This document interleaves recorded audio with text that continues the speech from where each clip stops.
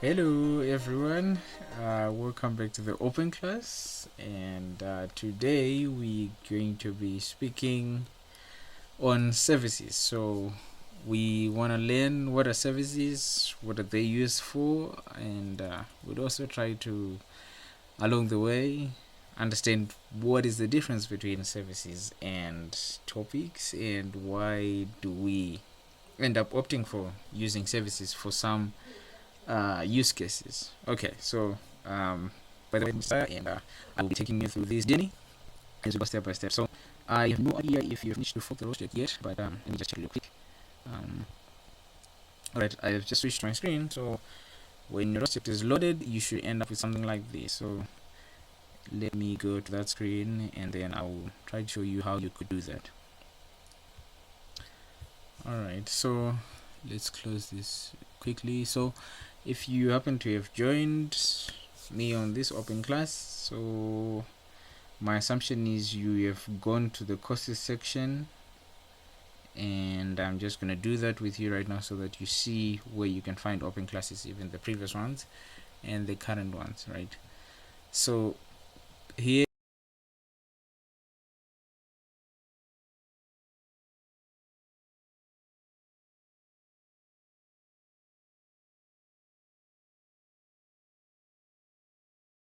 there will be this button that says fork project, right? So normally it should be available for you to be able to fork it, and when it's there you can just click. Otherwise, if it's not, you can just refresh your window. It should be now ready for clicking, right? And if you have any questions, you can put them in the chat here. I'll try to check here and there as we progress, so that we don't make a dwell too much on this. I'm just going to go back to our normal window so that we can begin our class for this open class. So as I said, we want to speak about services, and we are going to speak about them in the context of C++. So the idea is that you are using C++ to develop your ROS nodes, and you want some system that allows you to get a response from a particular node, or carry out either develop some situation where you can have a node that pulls another node to get a particular response without a continuous publication. For example, that is the main difference with topics. For example, if you're using topics, you have got that node publishing values or publishing information on that topic continuously. However, with services though, this only happens once, right?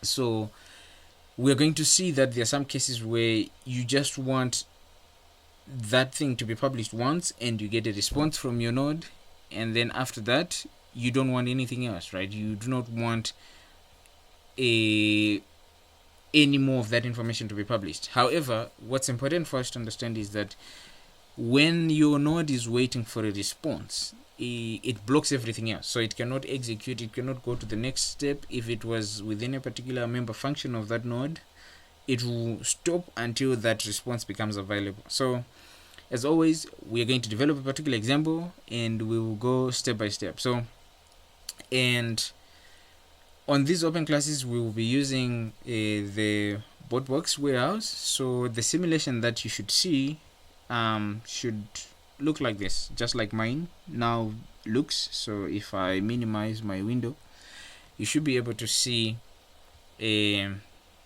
this guy standing, this lady, and then that guy. So this is the view when the simulation was loaded. So this is based off the BotBox warehouse that we offer here, the Construct. So this is for educational purposes, and we highly encourage that if you want to learn more about ROS 2, it's way more fun to learn ROS and everything that pertains robotics with something that you can touch, that you can feel, that you can see, okay, this is what an Arduino board looks like, right? So it's way more fun that way. So we provide this for educational purposes. If you're someone who wants to educate yourself, or if you're educating other people, right, the BoardBox Warehouse makes a very good platform. So I'm just going to scroll to the bottom here so that you see what the simulation is based off. So it's based off this BoardBox Warehouse. So this is what it looks like in real life, and we're going to connect to the fastboard one, the red one for us that we have here, the Construct. However, when you get yours, you get the very same things, right? So you get a manipulator, you get a conveyor belt, and you get it also with 3 robots. You would have to assemble them, of course, yourself, right? But don't worry, you've got a lot of information to do that. We will help you along with that as well. So these are the things you get if you opt for that, and you'll be able to practice a lot of things. And you see, every robot comes with a mini gripper. So of the 3 robots that we've got, you have got a gripper along with that, so you can make them do something like this, where they collaborate on where to take the first block and where to leave it, and the other robot takes over from there. So it's a very nice simulated world, cost effective, but also very good for understanding the fundamentals that we are trying to teach here. So let's go back to the top so we can start our exercise. Let me just check for messages in the chat real quick, and also verify that you can see what I can see. Okay, so if you click on learn, as I've said, so I'm just going to play this and mute it so that you don't hear the echo. Alright, we seem to be doing well, so far so good. Alright, okay, so ROS 2 services, right? So what you're gonna do is, let me just show you how you can navigate with the simulation, so you can be able to see the robots that we're working with. And let me close this window. Okay, I'll get back to it when I want to check messages. So if you click on your simulation window, just clicking on it and moving the mouse, or if you're using a touchpad, you should be able to see that you can pan, zoom by using double fingers, or if you have a mouse, you can use your scroll bar. You can zoom in and out, and then you can be able to see what the robots looks like, right? So what I'm doing myself, after just clicking, I'm just moving my finger around so that I can view the robot in the perspective that I want. Okay, so, and if you click it again, your arrow appears, and then you release control over the simulation window. You can move now your cursor to a different window, right? So if you click on the fastboard one, the red one, which is the one that we're going to be moving using in this open class, you can move it forward and backwards by using the arrow, right? I'm quite sure if you are not new to ROS, you understand that you can use Telop to do that as well. However, this new simulation is also quite good, because it gives you this other way of controlling the robot that seems to be more intuitive from people who've done some form of gaming. And also because you're using arrows, you can tell, okay, this arrow moves it to this direction, right? And at the moment, let's try to see if we can move the green one and the blue one, but I think we may not be able to do that. Yeah, no worries. It's still in development, so we can eventually be able to use these. However, the things that we will be talking about here are very much transferable to fastboard 2 and fastboard 3. So fastboard 2, you see there's a number above it, so the green one, this one, and then fastboard 3 is this one. So because it's all the same setup, right? So the node that you write for fastboard 1 is the very same node that you can write for fastboard 2. You just have to know that you will change the topics if you're doing any publishing or any subscription to that. That's how you differentiate, right, the two robots. And you can also be doing subscriptions to all 3 and publishing to all 3 from the same node. However, that's a topic for another class with a lot more in-depth stuff. Okay, so what you're going to do is we're going to develop an example together, and then we'll try to run it in simulation, then hopefully connect to the real robot, and also see that the very same code that we developed for the simulation also works for the real environment, right? Very little changes, if at all, right? You realize that there's gonna be nothing that you change. You just connect to the robot, run the same node, and the robot behaves in the exact same way. That is taking into account the physical conditions, right? Friction surfaces, the differences in simulation, perfect values from simulation. The real world is messy. There's a lot of noise, so it's interesting to know, and it's also interesting to realize that what you have done in simulation is very much transferable to the real environment. Okay, so just for our purposes of understanding here, so you have to have taken this course to be able to follow along quite clearly, or you have to have some background in C++, right? So I'm just making it available there for you so that you will be able to go and find this course if you're struggling to understand some of the bits that we'll be talking about. Okay, so in exercise 1, as always, so we're going to do two things, right? We're going to create a ROS service server. So the server is the part of the, let's say, for services, a server is part of that ecosystem that is responsible for doing the job, right? Then you've got a service client. So you've got a service server and a service client. A service client is one that is the node that will send the request, or that will send a job to the server to be done. So I'm gonna show this in code so that you understand what I mean when I say, okay, the client requests some particular answer to the server, and the server has to do the job and return that answer. So let's go slow by bit by bit, and a bit slowly. Okay, so we're going to create a new package as always, right? And inside that package, we're going to create a script that we call distance server.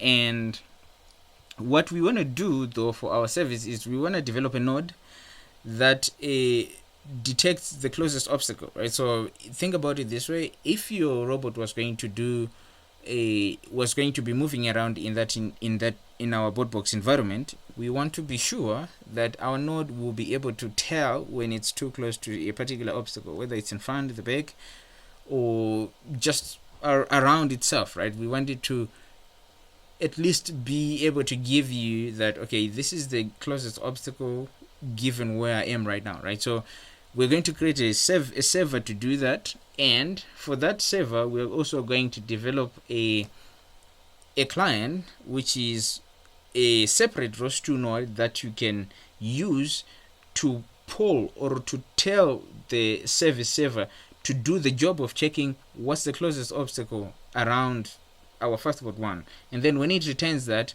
we are fine, we can do other things, right?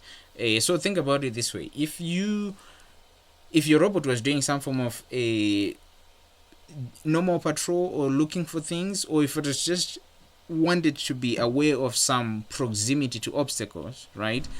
What you would do is you would want to just check for that situation only when it is necessary, right? You don't want the robot to be constantly checking what is the closest obstacle if it's probably not close to any obstacle, right? So the idea of using a service is to say, I can do this once I'm done, until I get the next request, I don't have to do anything, right? Until I get the next request, I might as well sleep. Until I get the next request, the service server has got nothing to do, right?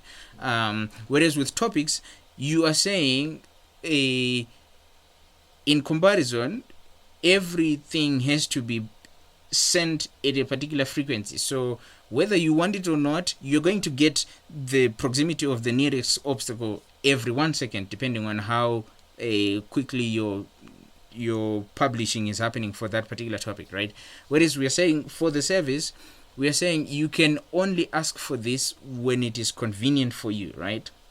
However, as I've said, it's important to know that when you have had a particular job, or when you have that job that's happening within the server itself, or the job of trying to figure out what is the closest obstacle around me, if that job requires a lot more processing time, then your node will stop everything, right? So it has got some blocking behavior. There is nothing that will happen until that service gets an answer, right? The same thing is also the reason why whenever you spin a service and your service node does not get a response after it has requested for some answer, and you have a blocking behavior, right? That is the main reason why you get blocking behavior. It's because a service itself by design will not progress until it gets the response. It can be a valid response or an invalid response, right? Well, what I mean when I say invalid response is it can be true or false, right? Part of the response might be saying, I cannot see any close obstacles. Maybe your range of the LiDAR is very short, right? That I'm basically trying to say there is a limit to how far your LiDAR can see, right? So if within the furthest distance that can possibly go, there is nothing, then it will probably return there is nothing close to me. However, you have to understand that LiDAR is light, right? So it goes as far as possible, but you have to have bounds so that you can be reasonable about the things that you consider to be obstacles. Otherwise, your robot will see the things that is way beyond its effect or that are way far off to affect it, and it will still consider them to be obstacles, right? Okay, so what we're also going to do is we're going to create this service with a type trigger. So when we say our service will have a type trigger, we are saying the service will not request for a particular answer. However, the server itself will be started into action by virtue of it being just code, right? But it won't return anything. It won't return true or false or anything.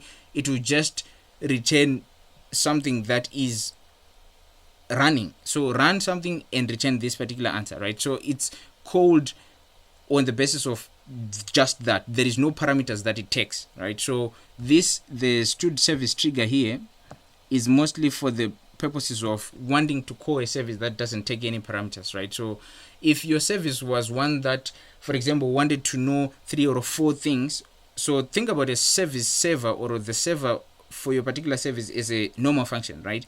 If you call that function and the function requires 3 parameters to execute, right, then you cannot classify it under a trigger, right, because it takes parameters. However, the trigger that this type of service that we were using is a service that doesn't require any parameters, so you just call it without offering it parameters and it executes what you want it to execute, which is look for the nearest obstacle and then return the value that represents how far it is relative to your red fastboard, right? Now, after that, we're going to create a launch file and we're going to also show how to do a modification to the CMake list file so that we can have your code compile and we will run a program. Okay, so let's do this and try to talk through it as we go. So I'm going to create our package, right? So we're going to call our package service example package, right? So you can just copy this and paste it into your terminal, then you should have the package created. So let's do this. You can copy it by clicking this icon, or if you prefer, the other method is you just click that cell, Control A and then Control C, so that maybe if you've had some issues, for example, a foreign characters being copied or characters you do not see, you can just do that. So let's go through this a little bit. So what we're doing is calling the command ROS2 package create that ends here, and then after that we give it the name of the package that we want to create, right? After that, we also specifying what is the type, right? What is the type of this package we're creating, right? Because depending on which ROS client library you're using, if you're using C++, you will have to use the RC or CPP client library. So that is the ROS library, ROS2 library for a C++ client, right? For the C++ nodes or for any form of development in ROS that you do using C++. If you wanted to develop your node in Python, for example, or your service node in Python, then you'd switch to the build type amend Python instead, right? And you have other client libraries for other languages like Java, Rusty, But for us, we are focusing on C++. Therefore, we choose the build type to be CMake, right? And then dependencies. So these are ROS libraries that you want to be available when you build. So when you specify these in the build command itself, in the package creation itself, these things are added to your package XML file, which is basically like the dependency manifest. It's the document that is responsible for holding all the libraries that your current package, which is this service example package you're creating, is dependent on. So for us, we want the ROS2 client library for C++. That's the RSC or CPP here to Pi. And we also want a standard services to be made available, right? Because we want to create a service server, right? And the service client eventually. And then we also want a sensor messages libraries to be available. Why? Because we want to process some LiDAR data in the process of figuring out what is the closest distance to our red fast forward, right? Okay, so once you've copied that, you can just press enter, and then you will have your package created. So let me just check messages a bit. All right, no message yet. All right, so let me just pause this. Okay, so now we have our package created. So what we're gonna do is we're going to create our distance server, right? So remember, the server is the one that does the job and then sends a response to the client to say, I'm done with this job, right? In part of I'm done with this job for this particular server is giving a response that specifies what is the closest obstacle to our red fast forward. Okay, so let's go and try to create our distance server. Okay, let's do this real quick.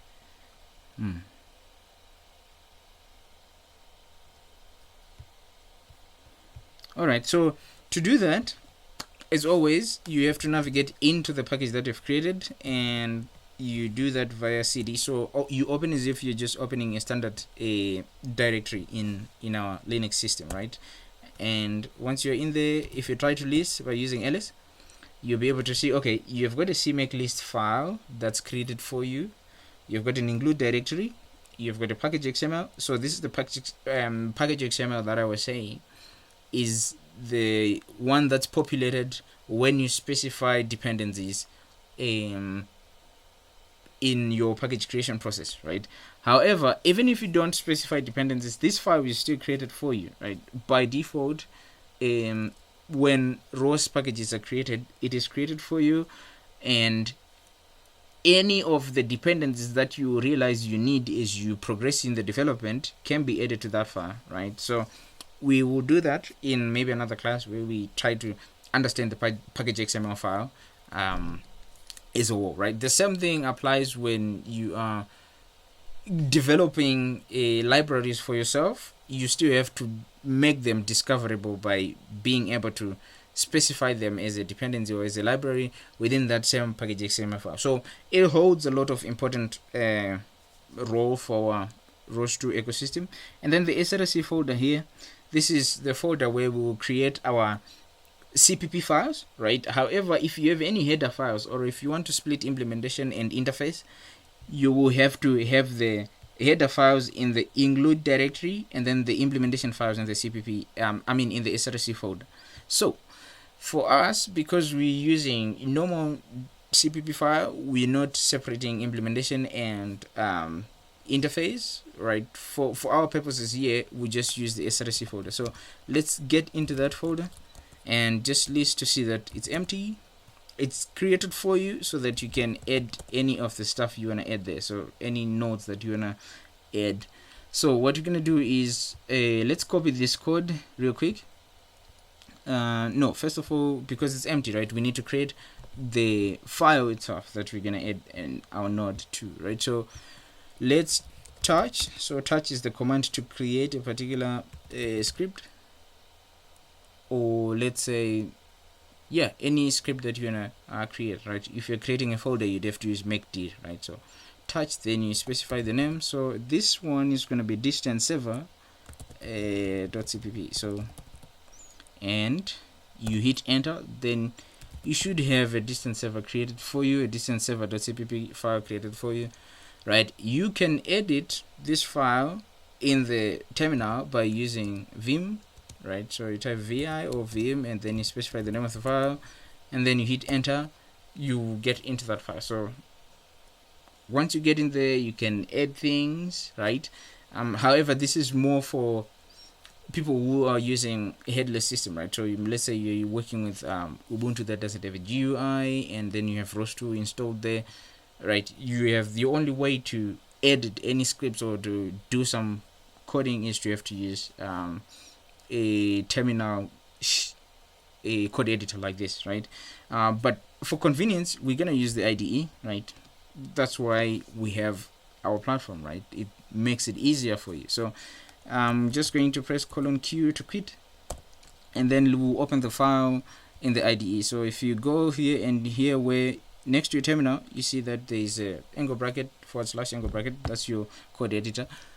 So you can navigate to the SRC folder within the package itself. So for us, it's going to be service example package, right? In here, this is where we've created our distance server. Okay, so this fastbot description, that is a package that comes with simulation, so don't worry about it. You should have it so that some things are working correctly for you in the simulation. So this is where we're going to add our code. So you can copy using this, or as I've said, just tap in that cell, Ctrl-A, Ctrl-C, and you paste the code here. So Ctrl-V, then you save, right? So let's try go step by step and understand what is happening within this service server. Okay, so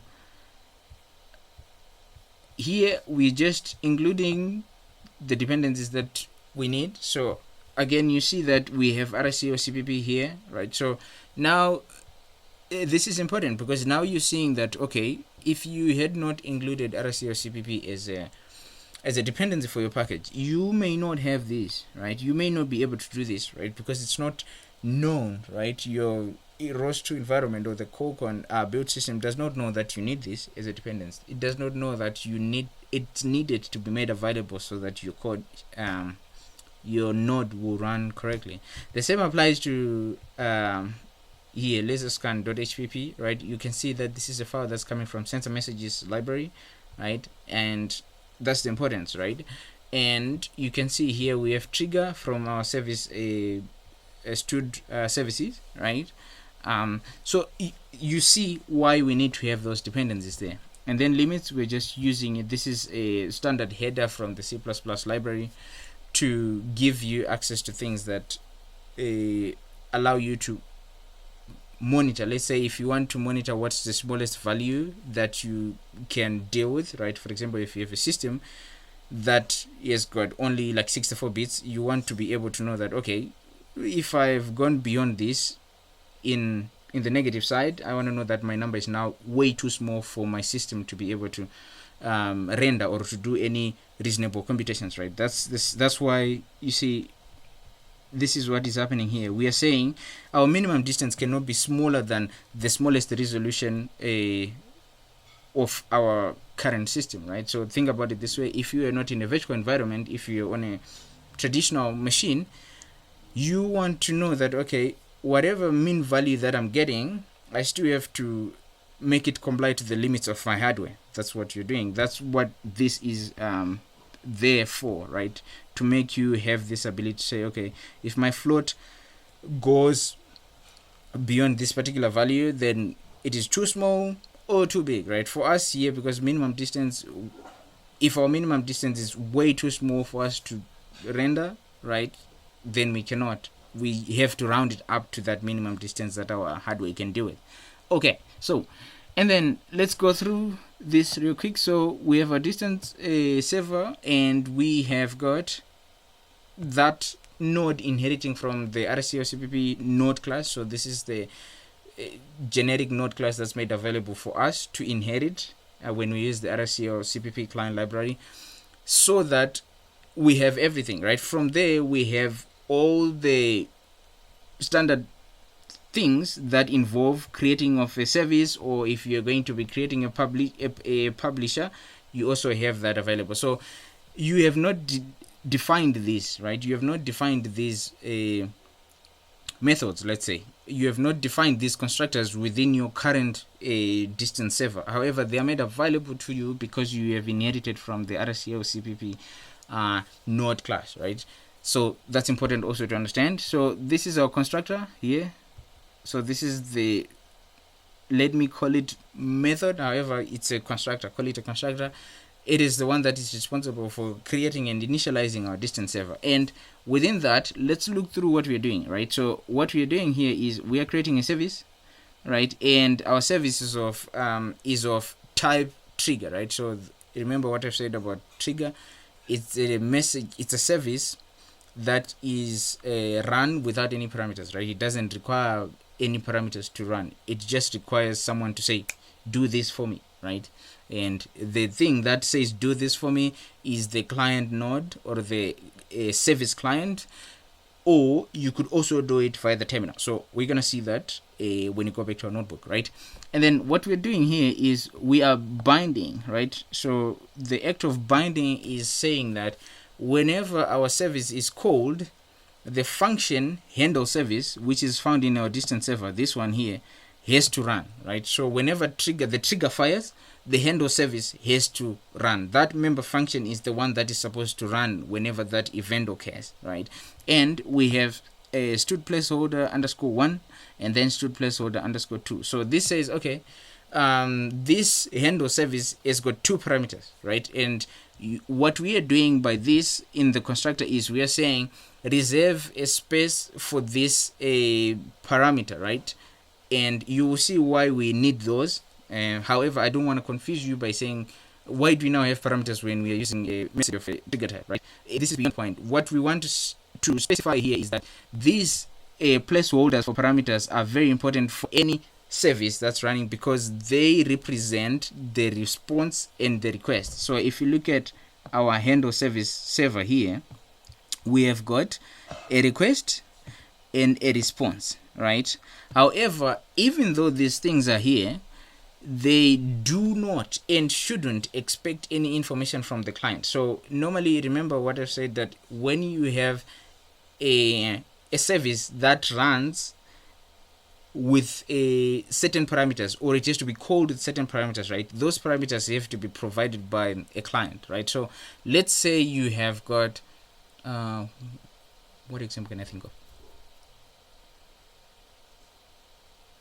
Let's say you have got a service that runs, but it requires like to know prior to running, it requires to know like what is the current command velocity values, right? So it means command velocity values will become part of the parameters that your handle service will need, right? And as a result of that, it cannot be classified as a trigger, because then you'd have to choose a different type, or you'd have to create a different message interface for that particular service, so that you have the messages populated by parameters that are very much to the specification of that service, right? Okay, so now I was saying this request, right? This request will be empty, right? Because of this. So it will be empty, but it has to be there. And then the response itself will be populated by the function as it runs. So let's look at what the response will be. So response can be, for this particular service that we're creating, response can be false by default, because if we're not going to get any laser scan data coming to be able to tell what is the furthest obstacle, would rather return some information that tells the client that, you know what, I do not really know what's the furthest obstacle because I don't have this information yet. I don't have a LiDAR scan data yet, right? So that default response is this, right? So you need this. So the service itself requires that we have these things in it, because it is part of what makes it a service, right? The ability to have a parameter for a request and a parameter for response. However, the request itself, as I've said, is empty, right? Because we have designed our service as a trigger service that is set into motion by just calling it, right? And then now what we're saying is that if you so happen to have LiDAR scan data, then you can do this processing that will tell us, okay, of the scan ranges that I'm getting, right, this is the smallest one, right? And what I want you to understand from all that we're doing here is that the minimum distance is just the minimum distance. It does not specify that it is in the front, at the back, or on the left or on the right. No, it does not do that. So I don't want you to get the impression that we are trying to create a service server that gives you the minimum distance in the front of the robot. No, this just goes through all the laser scan data and tries to tell you what is the minimum obstacle, right? So if you're going to think about your robot as a cylindrical object that's going to check what is the furthest thing close to it, what is the closest thing next to it, right? It's going to check everything around its perimeter, or everything around its circle from the top, right? If you view it from the top. So this is what's going on. We're not getting any specification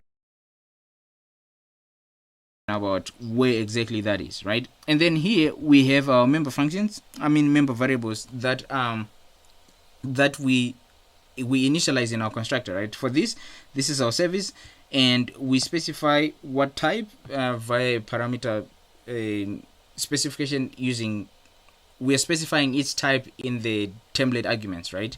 And then we are still using the service that's given us by the RCO-CPP namespace, right? So we have an already existing definition of what a service is in the RCO-CPP library. However, we are specifying it to what we want, right? If you create your own custom service, you can also do this. You can specify that I want my service to be used instead, right? And you still initialize it in the same way where you initialize it as a pointer, because you don't want to recreate it. It's already created for you somewhere. You're just populating it where it is created, right? That's why you see we use shared pointers here. The same thing applies here. We are creating a subscription, and in the template arguments, we give laser scan as the argument, because we want to create a subscription to laser scan messages. And then we call it scan sub underscore, right? Why do we put the underscore? This is just to tell anyone who is looking at our code that this is for internal use, right?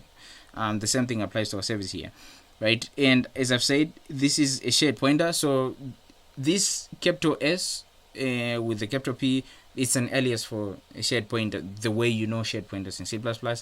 However, as I've said, what we are doing is we are specifying the type and giving details after these things have been initialized somewhere else already. So by virtue of this, it means the things have been, make sure it has been called elsewhere, right? And you have had this, you have inherited this by inheriting from RCO-CPP node, right?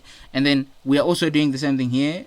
We are initializing a shared pointer, or we are declaring a shared pointer for last scan. So what you're doing here is you want your node to be always working with the latest messages, right? Otherwise, you don't want it to you don't want to get into a situation where it tells you, okay, the closest obstacle was this thing when the laser scan info came like 2 seconds ago, right? You want it to work on the current laser scan data, because remember, because of this subscription, we're getting this information so quickly, right? It's coming at a, let's assume, a 50 hertz frequency, so 50 times a second.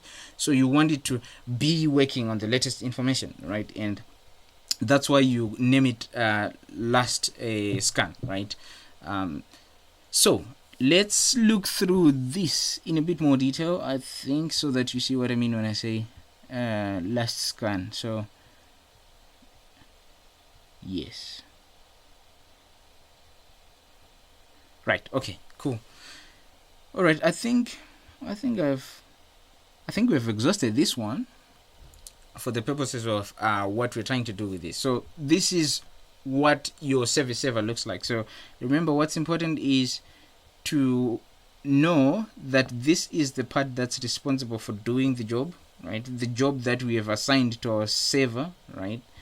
And within doing that job, we have got things that we use, and the things that we use involve getting information from the laser scan topic and then using it in the handle service. So this scan callback, right, is the one that's called, or is the one that's let me say called, right? However, you don't see that it's being called here. Why? Because behind what we can see, right, every time new laser scan messages come, you have got this scan callback getting the latest scan. That's why we name it here latest scan. So the purpose of this whole function here, this small function, is to get the latest scan message and hand it over to the handle service in the event that it is called. However, if it is called, this scan message keeps changing, right, to hold the latest value. But even if it's not used, right, even if a handle service does not run, this guy still subscribes to those messages, right? They're still coming, right? So this is the interaction of topics and services, right? So this one will say, okay, I will wait to be called, and this guy will say, I will do what I need to do for as long as there's a new message. However, I do not worry about how last scan will be processed, because I've done my part, right?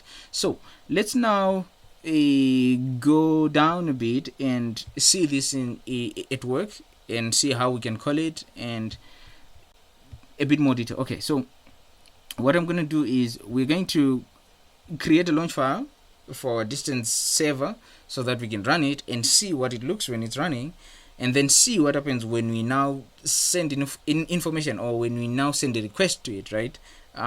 So let's do this real quick. So if you have launch files, or if you want to create launch files for your packages, you have to first create a directory that you call launch, right? And you have to create it in the folder that you find your CMake list, your include, and your package XML, right? So in here, we're going to create a directory that you call launch, right? So this is standard way of naming. So all the launch files are put in a launch directory, right, by convention. It's easier if you follow this, because anyone who reads your code and looks at your package can be able to tell, okay, I will find launch files in this folder. So hit enter, and then we're going to navigate to that, and we will create our distance server, okay, dot launch.py. Okay, hit enter, then just list the contents to be able to be sure that you have the script that you've created. And we're going to do the same thing, right? We're going to highlight this and copy it into our file that we've just created. Okay, so if you go here, you tap that file, you paste, and you save it, right? So let's make modification to our CMake list, right? I will explain what I'll be doing so that you understand why we need to make these modifications. Okay, so if you go to where it says add to the CMake list file, you just copy that, and then you open this CMake list file. So the CMake list file, think about it this way. So it's the file that is responsible for holding instructions of what the compiler is supposed to do as it compiles your package, right? So C++ being a compiled language, and ROS2 using callcon to build packages, whether you're using Python or whatever, you still have to call callcon, because underneath ROS2 is mostly C++, right? So everything that's done, eventually it has to come and interface with the ROS2 underpinnings, which are created in C++, right? So callcon, when it's going through your code and compiling, it amend CMake uses the CMake list file to look for things that are supposed to be compiled or to be made into executables, and to look for how to link the various executables to their dependencies, right? So let's paste this. You have to paste it under just above our main package. Otherwise, if you put it below, your package won't compile, right? So let's paste it here, and let's talk about it a bit. So here we are telling it that we want the compiler to make an executable that we call distance server node, right? And that executable source file is the distance server.cpp, right? So it's very important to understand this. The name that we give is the name of the executable. This that we specify here is the source file, so the file that is responsible for creating that executable after it's been compiled, right? And then amend target dependencies here, what it does is it links the dependencies of this executable to it, right? So for you to be able to run distance server node and have it run successfully, you have to have connected it to its particular dependencies, so that those dependencies will provide the methods or functions that are being called within the current executable that you're creating, right? So you're trying to say, pull what you need from this and put it all together and create one common file, right? That's the linking part, so that you have binaries that are self-contained and can execute without having other things missing in them, right?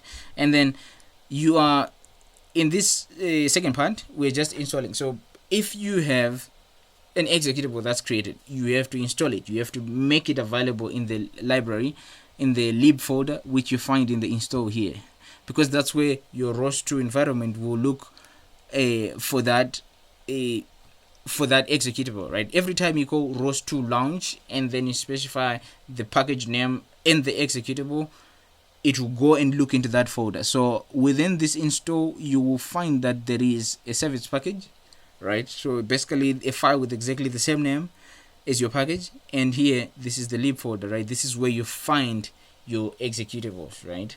And then you also have to install launch files, right? So for you to be able to call ROS2 launch, you need to have installed your launch files. So you need to have compiled them, make them available for execution, and how you do that is by installing them in the shared directory, right? So if we look, let's go through, let's look for the shared directory, right? If you go here, you can see there is the library, and then there's a shared folder, right? In there, that's where you will find another folder that will hold your launch executables, right? And you can see here, right? Okay, so let's finish this up and compile and see how it behaves, right? So we're gonna go into the root folder. So you always compile your ROS2 packages in the root folder. So and ROS2 workspace. This is how we name ours here, the construct. You can have yours maybe named differently with underscore workspace, right? For convention, it's very good to stick to conventions, because people who you work with or people who you share your progress with can be able to say, okay, this is where I find these things. So now we're gonna call con and then specify the package, right? That's why we're using this this flag here. We are saying, or this option, we are telling Qualcomm that only build the service example package, don't build anything else, otherwise it might take longer if you have a very big package, right? So let's do that. Okay, I think I've copied the wrong thing. Let me copy this explicitly. Okay, and let's clear here real quick so that we have a clean terminal. And okay, now let's wait for it to build, and we're going to source afterwards. So sourcing is making everything that is recently been compiled available for execution, right? If you don't source, your environment does not know that you have recently compiled new executables and they are available in the shared folder or in the library, right? So you have to source to ensure that you get an update to the things that you can now do in the terminal or in your environment, right? So let's wait for it, and then we'll launch our distance server.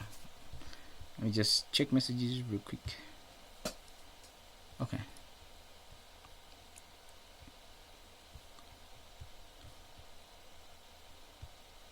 Alright, so let's execute by hang on. Okay, so we see that it has finished building, so it won't take any longer, right? So we're going to source and then run ROS2 launch, right? So we want to launch this node to see what does it look like when it's running, and what does it look like when we send a request to that service. Okay. So hit enter, and now you can see it's running, and it tells us that, okay,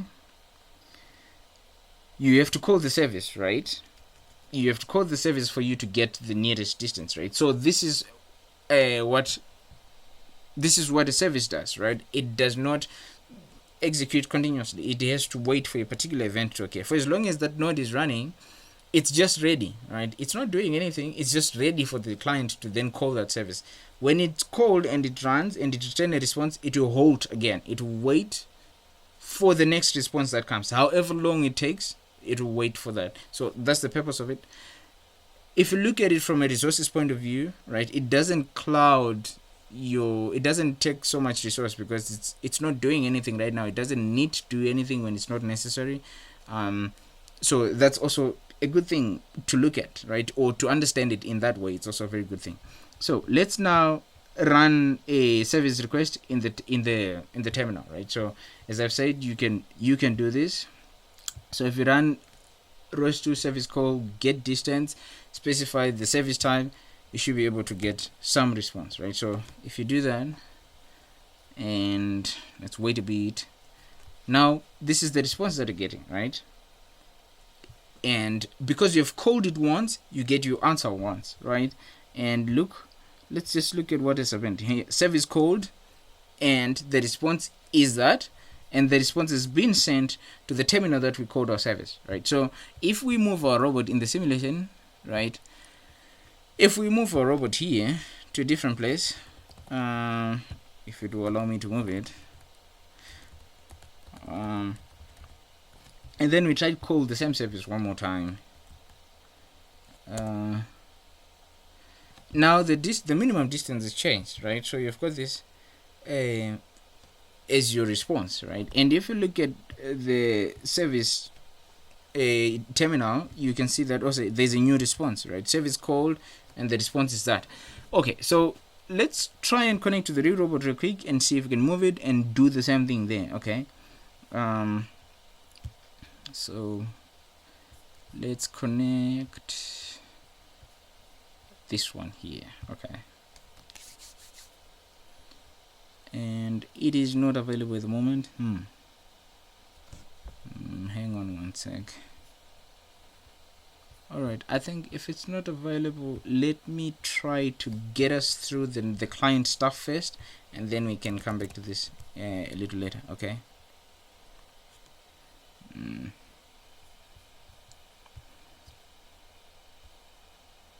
Alright, so what we've been doing is we've been calling our service via the terminal, right? What if we wanted another node to call this service, right? This is what we're gonna do now. So we're gonna run through this real quick so that we don't lose time, and I kindly ask you to bear with me really at the moment. Okay, no worries. Right, okay, so let's go into the process of creating a client. So remember, this is the same package. You can have the service server and the service client in the same package or in different packages, right?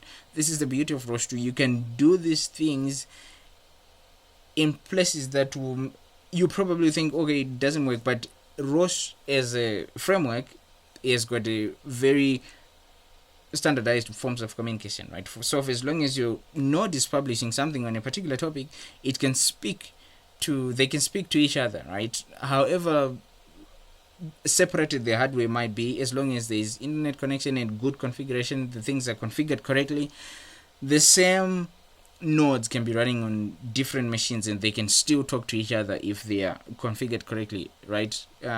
All that's important is for us to understand what do we need to do first to have these things also work with these different systems.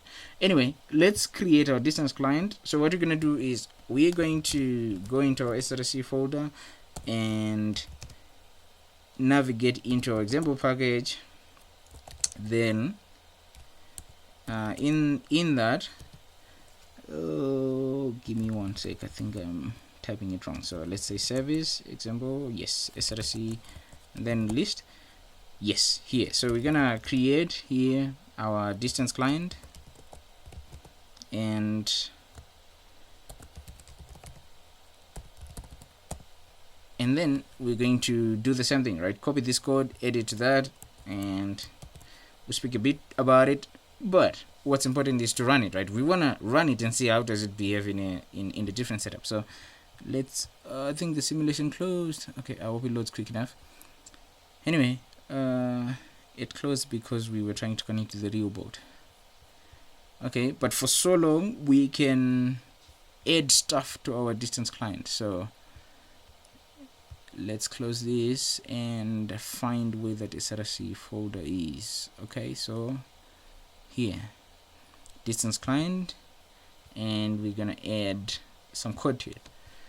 Okay, now let's save this, and what we're gonna do is let's talk about it a bit. Okay, so I will maximize this so that it can be easier. So besides the general stuff, right, we are calling the constructor and it inherits from RSCO CPP node. However, what's important though is we are creating a client here, so you have to specify that you want to create a client that's going to be sending the messages related to get distance, right, on that channel, right? And you have to specify again this type is to match, right? This type for the client and for the service server, they have to match, right? Because it's like that's the interface, right? So the interface has to be common for both of them, right? We will speak more about custom interfaces and how to create a custom service, and you will see why I'm saying that the interface has to be the same for the client and the server to be able to speak together, right? And then what we are doing is we're also creating a wall timer, right? So what we're doing here is we want a timer that calls our service at a particular frequency. Now it's behaving almost like a topic. However, it's different. We have to do something about it, right? Whereas if you wanted to like publish something and you're publishing it on a particular topic, this thing is done for you automatically, right? So if you're going to think about them about this stuff in abstract terms, it's like services, they feel like an extension of topics in a particular way, right? Or topics feel like, let me say, okay, basically what they do, right? What services do, or what services subtract from the mixture, from their, let's say, dish, is the ability to give you control over when do you call and when do you get a response, right? And I think we have spoken about that in as much detail, but I want you to at least infer things from this. That's why I'm trying to go this route, so that you can see that with topics, right, you have this thing of saying I'm publishing happening at a particular frequency, right? And for this here, what we're doing is with a separate node, we're creating a client that polls a service at a certain frequency. So if someone here did not know that it's a service, right, and they just looked at the terminal and they didn't read much but just saw data streaming through, they would think, okay, maybe this is happening via some topic. However, this is happening via a different interface altogether, right? This is the analogy I wanted you to have with regards to this. I think it's helpful. You can tell us if it did help, but I hope it works. Okay, so our timer here is calling. Let's look through this. Do I remember the function name, right? So it's calling service, right? It's like calling the, I don't want to call it a callback, right? But a function that's responsible for calling the service, right? This is what it's doing, right? And what it does is it first checks, is the client ready? Is the service ready, for example, right? If the service is not running, so this check that's happening here, it is a check to see, is the server node running, right? Because it knows that if the server node is running, the job cannot go through, right? The job cannot be processed. So if these conditions returns true, right, the client is not ready, or yes, the client is not ready, or the server is not running. If you'd allow me to speak in terms that we understand, the server is not running, then our call to service function will just return. It won't do the stuff that's supposed to be done here. However, if it is running, then it has to create a request, right? And our request is an empty request, right? That's why we have to understand the use of trigger. Our request is just a request that says, do this for me. You don't expect parameters from me, but I want you to call whatever thing that is supposed to give me something, right? Call it within yourself. It's telling that to the server, right? And then we're just logging some information here. And then the reason why our client is using an async request here is when it calls, right, it doesn't know when that thing will come back, right? So it has to give room, right? It has to give room to allow for very long times or very short times, right? And because there is no guarantee on when this thing is going to come back, we have to use some form of asynchronous call, asynchronous send request, right? The idea here why we're using an asynchronous request is that we want it to be as random as possible. So when the service when the call service is done, we want it to happen asynchronously, right? We want to be not predictable, but when it happens, we also know that the client will get a response that is asynchronous, right? And this is what we're doing here, right? So let's look through what's going on here. So we are checking if the response is success, right? And success basically means we have managed to get something, right? We've managed to get something as a response from the server. When we get something, then we go through into that response to check the thing that we have acquired, right? And the thing that we have acquired in this case is just a string, and the string will be like to log a particular message, right? If it is false, we still get to check a response, right? If it's still false, we still get to check a response, and the response that we get will be the one that will tell us whether our service is running and getting the right stuff, or our service is running, however, LiDAR scan data is not available, right? So this is what is happening within this function, right? And we have member variables that we're initializing. Our client, this is the client that we're using here, is the same client that we are creating here, that we are initializing in this constructor by calling create client, right? And we also have our timer. So the same timer that we are also initializing here in our constructor, this is the timer that we have created, right? So for anything that you will end up having to initialize in the constructor, it has to be declared somewhere, and this is where it is declared, right? All right, so let me check something quickly here. Okay, there seem to be no messages. Okay, so this is what our distance client looks like, and let's look at this one more time. I think it's important.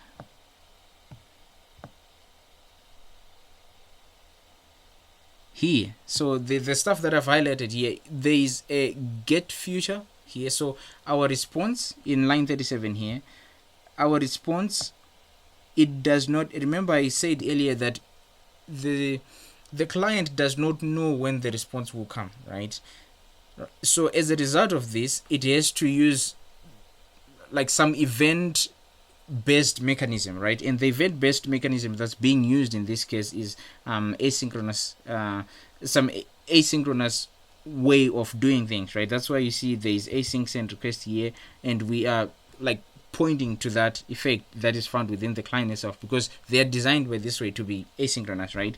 However, when they are asynchronous, what it means is that the placeholder for what our response will be initialized empty, right? So the future object that we have here is what I'm saying will be initialized empty. So for the sake of asynchronous behavior to work, right, we have to have some form of space that we reserve for the thing that will become available later on when the service server is finished working, right? And when the service server is finished working, we then call future.get, right? So this is, I'm trying to understand the underpinnings of what asynchronous mean and why we need to have future, and then why do we have to call future.get, right?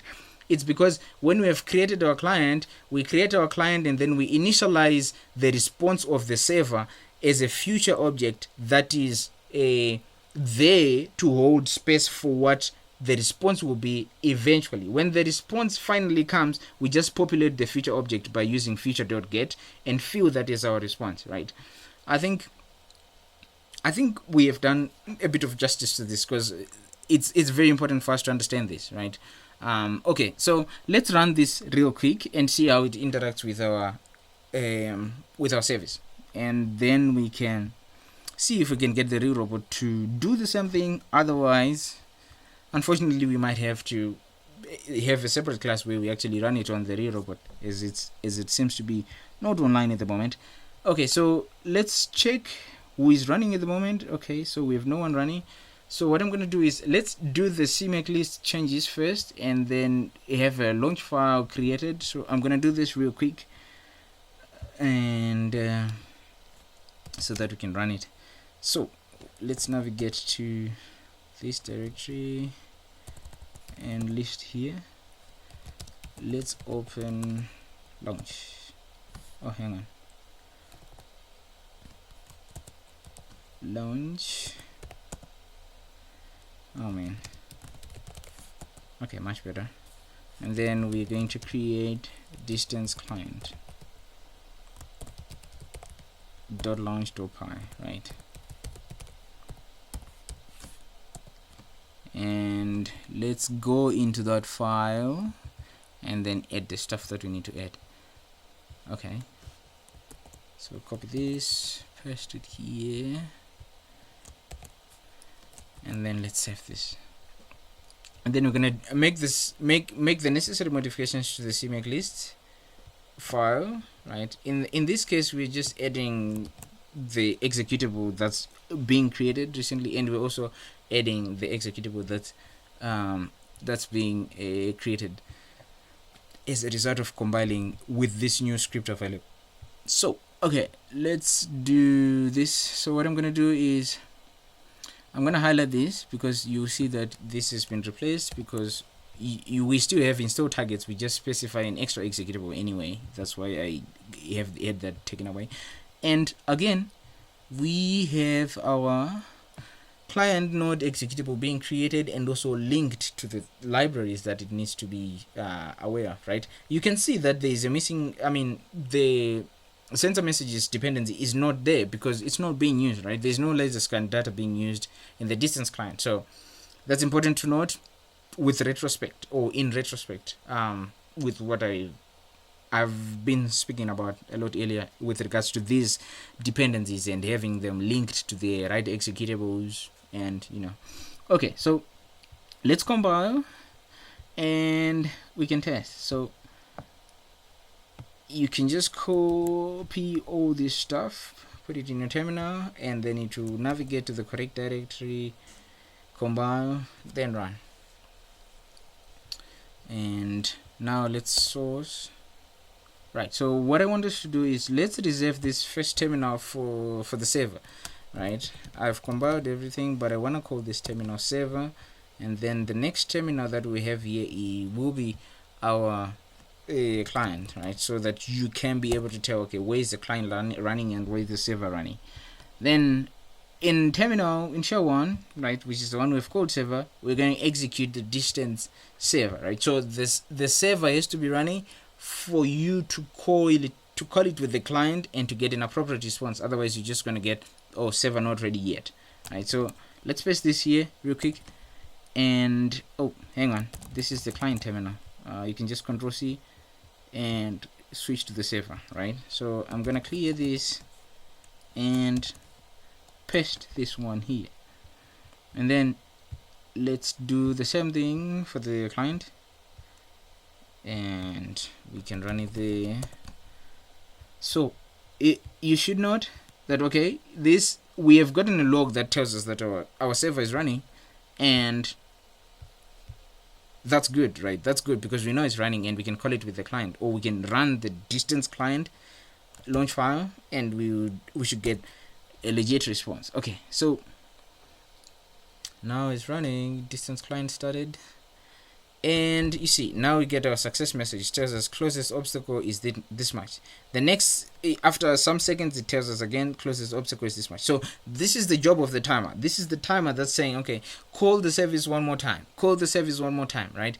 Otherwise, if you did not have that, you're just going to have like the client just run once and then that's it, right? So this is the stuff we have been trying to get out of the way, right? So Some more information you can find here. You can check, okay, what is happening with the distance client, for example. And so let's do this real quick. Let's do this in terminal 3, and then you can be able to like see some bit of information about what the distance client looks like as a node, what things does it expect, or what things should you expect when you run it. So let's do ROS2 node info distance client, and okay, right. Oh, hang on.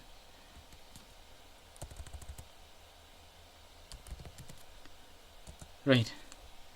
Okay, so you get a lot of information, right? You get a lot of information. You get first the subscribers, you get the publishers, and for us mainly what we want here is this, right? So this is like the client, right? So this is like its interface and the topic or the channel that's being used for communication. So the channel that's being used for communication is get distance, right? This other stuff, this is a bit more advanced stuff. However, when you run ROS2 node info, you get all this information available to you, right? So the service server and what's being done at the back, what's being done to make that execute that service work the way it works, right? And then let's do one last thing. You can also do the same thing on the service itself to get information about, okay, the get distance service, what does it expect, what interface, and extra stuff. So let's do it and see what it returns. Right. Hang on one sec. Service info get distance. Did I miss something real quick? Service. I think we need to revise this, but no worries. Okay, so we have spoken a bit of stuff about services, and we've shown how to create a client, how to create a server, and what is the obligation or the job of each, and what do they do within the ROS2 ecosystem, right? So you have got a challenge exercise here. However, you would have to wait for a class that will show us how to create a custom service, right? So that you can be able to do this challenge exercise. But for the sake of your learning with the board box, right, we provide this notebook with other things to do, so that in addition to the things that we try to teach, you can be able to do a bit more with that stuff, right? You can be able to extend the material to a point where you get comfortable with it, right? So, and I think that's it from my end, and for this open class, I hope it was helpful, and I wish you all the best. All right, bye bye from my end, and ciao ciao.